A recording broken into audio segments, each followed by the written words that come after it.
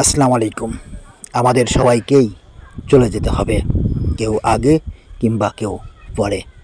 আর হ্যাঁ, আমরা তো সবাই জানি আসার সিরিয়াল আছে কিন্তু যাওয়ার কোনো সিরিয়াল নেই। বৃদ্ধ এমনকি পিঠের মধ্যে থেকেও অনেক শিশু মারা যায়, চলে যায় পরপারে। পুড়িয়ে যাওয়া ক্ষতর উপর স্যাভলন লাগিয়ে তার উপর মলম লাগালেই ধীরে ধীরে তা শুকিয়ে যায়।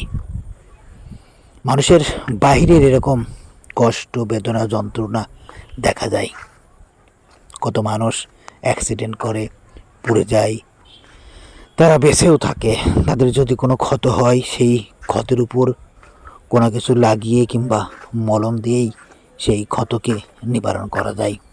বাহিরের কষ্ট সবারই চোখে পড়ে। মানুষের দুঃখ, কষ্ট, বেদনাকে অনেকে এসে সান্ত্বনা দেয়, কিন্তু ভিতরে যার কষ্ট রয়েছে, যার ভিতরের বুকটা পুড়ে হাহাকার হয়ে যাচ্ছে, যিনি চিৎকার করে কাঁদতে না পেরেও বুকের ভিতর যার হাহাকার, কষ্টের যন্ত্রণায় যিনি বুক ফেটে আর্তনাদ করছে, সেই মানুষের কষ্ট কি আমরা কখনো দেখতে পাই? হারিয়ে যাওয়া স্বপ্নগুলো হয়তো খুঁজে পাওয়া যায়, কিন্তু সেই আপন মানুষগুলি, ভালোবাসার মানুষগুলি যদি হারিয়ে যায়, তাকে আর কখনোই খুঁজে পাওয়া যায় না।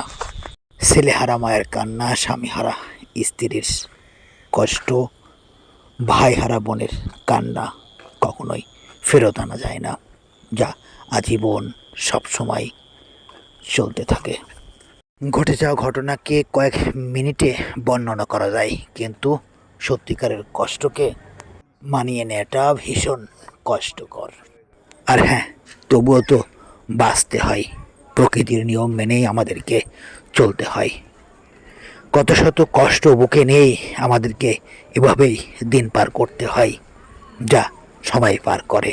প্রকৃতির নিয়ম আমাদের সবাইকেই মেনে নিতে হয়। সবাই ভালো থাকবেন। ধন্যবাদ আনতে জনি ভাই।